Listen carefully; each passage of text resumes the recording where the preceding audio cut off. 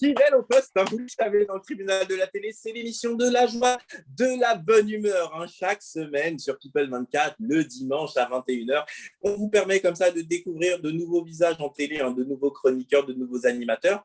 Est-ce une petite nouvelle? C'est sa première, donc on va être très gentil avec elle. Elle s'appelle Djemila. Djemila, de qui souhaitez-vous nous parler à présent? Alors aujourd'hui, on va parler d'un sujet bien sérieux. Alors, il s'agit de l'enlèvement de la petite Mia, âgée de 8 ans. Elle s'est fait enlever par 3 hommes russes. Et justement, cette dernière elle a été enlevée au domicile de sa grand-mère. Suite à une enquête policière, 4 hommes ont été arrêtés et dont apparemment la mère faisait partie de cette théorie de complot. Donc, je vous Eh laisse bien, on reprendre débat. cette théorie. On va en débattre immédiatement. Je vous applaudis, hein, ma chère Jamila, parce que je sais que c'est pas facile quand on démarre pour la première fois en télé, mais vous allez voir qu'avec le temps, ça ira de mieux en mieux. Alors, j'ai le sourire par rapport à la présentation de notre amie Jamila, mais en fait, le sujet est juste effroyable. Effroyable. De quoi s'agit-il? On a tous entendu parler de cet enlèvement, de cette Mila. Hein. Alors, apparemment, c'est sa propre mère qui est à l'origine, je dirais, de cela. Alors moi, je n'avais même pas eu cette information, et je vous en remercie, Jamila, que les 4 protagonistes étaient russes. Donc là, vous me l'apprenez. Mais toujours est-il que, d'après ce qu'on a pu voir, ils n'ont pas regretté leur geste. Hein. Eh bien, j'aimerais entendre justement Anissa. Anissa, qu'est-ce que ça évoque pour vous, cet enlèvement? Pour moi, c'est horrible. C'est horrible. L'alerte a été donnée le mardi, il me semble. Oui, il y a une alerte enlèvement, effectivement. J'étais en plein dans mon film, c'était le labyrinthe qui passait, puis je vois le gros alerte enlèvement et ça m'a sidérée parce que du coup, c'est une petite fille. J'ai cru voir dans des articles que sa mère n'avait pas le droit de voir sa fille seule. Donc, c'est pour ça qu'elle avait tenté de l'enlever. Mais de là à engager des personnes russes pour kidnapper la petite, je trouve que c'est horrible. C'est horrible. Alors, moi, je vois qu'aujourd'hui, vous êtes beaucoup de femmes sur le plateau et je vais m'adresser aux mamans. Hein. Chaque femme est une maman en puissance, hein, même celles qui ne le sont pas. Je vais commencer par vous, Amandine. Est-ce que, alors là, c'est la justice qui a effectivement décidé de retirer la garde de la petite Mila à sa maman parce qu'ils sont partis du principe que c'était dangereux pour l'enfant, d'accord? Mais en tant que mère, est-ce que vous arrivez quand même à comprendre le cheminement intellectuel qui a poussé une mère à récupérer sa fille en engageant des barbouzes? Je pense qu'elle est arrivée à un stade où elle s'est dit bon, j'ai tout perdu, il y a plus rien, j'ai plus rien d'autre à perdre, donc autant tout tenter pour récupérer ma fille. Après, j'ai pas d'enfant, donc je ne peux pas comprendre cet instinct maternel. Je peux le comprendre un petit peu, mais sans vraiment le comprendre, quoi. Donc, d'accord, c'est-à-dire que vous le comprenez, mais vous dites de là à engager des gens, des barbouzes pour aller retirer la fille. C'est surtout le côté des 4 hommes, des 3 hommes ou des 4 hommes, je ne sais plus, qui est un peu, oui, abusé. D'accord. Najat, moi, je voudrais savoir, par rapport à l'instinct maternel, ce que vous en pensez. Est-ce que vous-même, vous condamnez la maman sur ce geste-là ou quelque part, vous vous dites, aïe, aïe, aïe, c'est quand même son enfant et elle n'a pas pu résister? Moi, honnêtement, je n'ai pas d'enfant, mais j'ai 2 cousines que je considère comme mes filles. Donc, je pense que quand on aime vraiment, d'un regard extérieur, c'est vrai qu'on peut juger et se dire que la personne, elle va à l'extrême. Par contre, toutefois, quand on a des sœurs, des cousines, des nièces, je pense que si on nous empêche de voir un proche, quelqu'un qu'on aime, je pense qu'on peut aller vraiment à l'extrême et faire n'importe quoi. Du moins, ce qui est jugé n'importe quoi par les autres.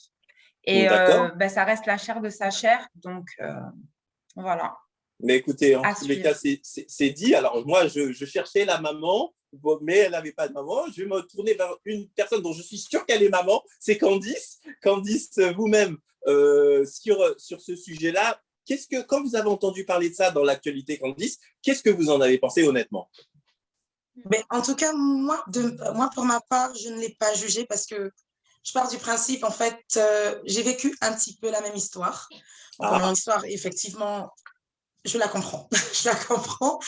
Pourquoi? Parce que je ne vais pas vous cacher, je suis une maman d'un petit garçon de 5 ans et la séparation, elle a été très, très violente. Elle a été très, très difficile parce que déjà, j'habitais pas en France, j'habitais dans mon pays, je venais d'arriver. Et donc, du coup, quand il y a eu la séparation, ça faisait juste 2 ans. En fait, c'était même pas 2 ans. Je pense que je venais d'arriver Au bout de 2 semaines, franchement, on s'est séparés et le papa a tout fait pour récupérer son fils. Je n'avais pas la nationalité française, je n'avais pas encore la carte de résident et tout ce qui va avec. Je peux vous assurer que franchement, je suis presque devenue un petit peu folle parce qu'on s'est retrouvés devant le commissariat, le tribunal, en garde à vue, le papa qui a tout fait pour récupérer son enfant et moi qui ai tout mis en œuvre pour récupérer le mien. C'était pas facile, mais je pense que là, j'étais devenue hystérique. J'étais devenue hystérique parce que je me suis dit, déjà, je pars du principe que je ne suis pas dans mon pays. On va me récupérer mon enfant qui est français, parce que le papa est français, effectivement, qui est français. Du coup, on va me demander de repartir dans mon pays. Je vais devoir laisser mon fils. Alors là, non, ça ne va pas se passer comme ça.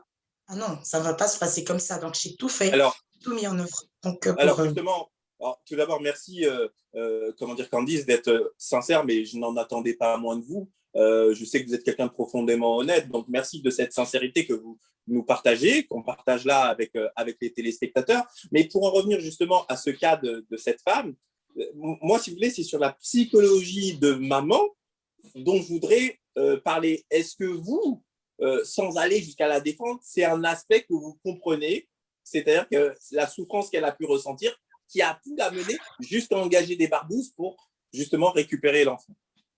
Je pense qu'elle est allée à l'extrême, mais je la comprends.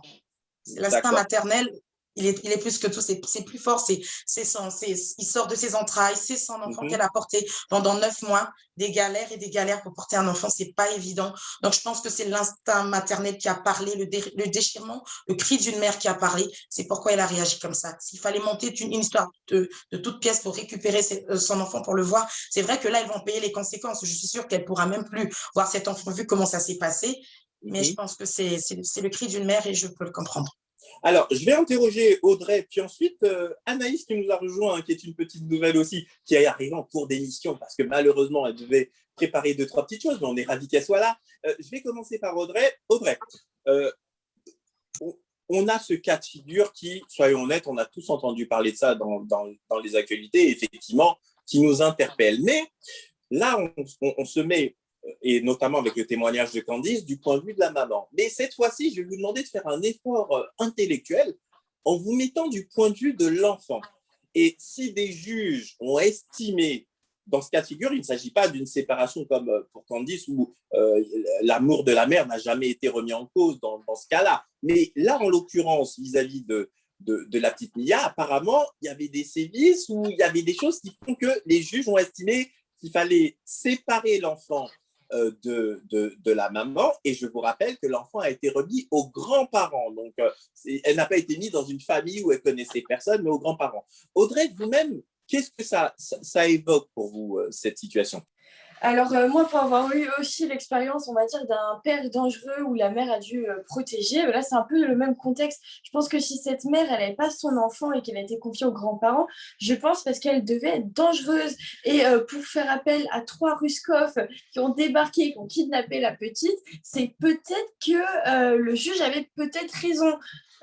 Et je pense que si elle n'était pas dangereuse, si cet enfant était très très bien heureux et dans des bonnes conditions de vie pour évoluer, je ne pense pas qu'elle aurait été placée chez ses grands-parents, et les juges sont assez compétents pour voir si cette dame est bien dans sa tête. Et là, elle est plus à défaut, quoi. Elle s'est mise plus en défaut à faire ça qu'autre chose.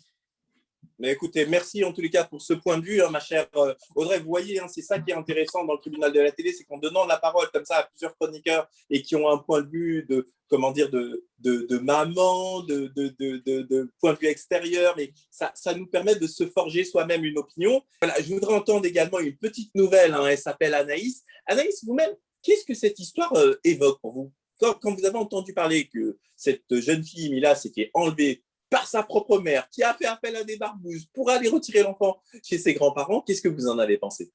Eh bien, en tant que maman, je trouve ça inconcevable, en fait. Après, je comprends l'instinct maternel, c'est de vouloir récupérer son enfant. Je suis totalement d'accord. Mais de là à faire appel à trois Russes pour enlever l'enfant, déjà dans la tête de l'enfant, ça doit être déjà beaucoup traumatisant. D'être enlevé de la maman et d'être chez les grands-parents. d'autant plus d'être enlevé par 3 personnes, ça doit être…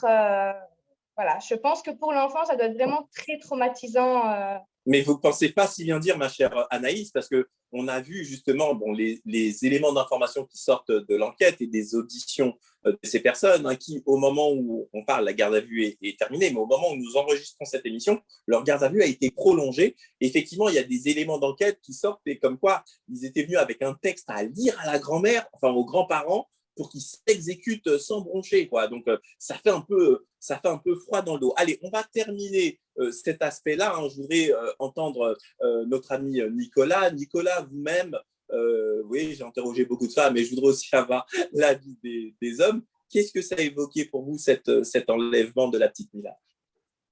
Alors, moi qui ai père de 2 enfants, franchement, honnêtement, c'est l'histoire de fou. Après, je veux bien comprendre que, admettons, mes enfants, ils sont chez mes grands-parents et que j'aimerais les récupérer, mais honnêtement, je ne sais pas si j'aurais fait avec cette manière-là. J'aurais préféré, par rapport à plus avec je veux dire, enfin, l'histoire, ça aurait été mieux que ça passe par un tribunal, qu'il y a des lois que de faire. Non, mais comme le disait, mon cher Nicolas, comme le disait, alors je ne sais plus qui l'a dit il y a un instant, je crois que c'est Audrey d'ailleurs. Là, en réalité, elle s'est enfoncée.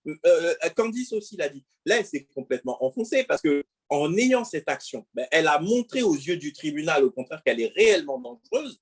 Et du coup, pour récupérer sa fille ultérieurement, ça va être compliqué.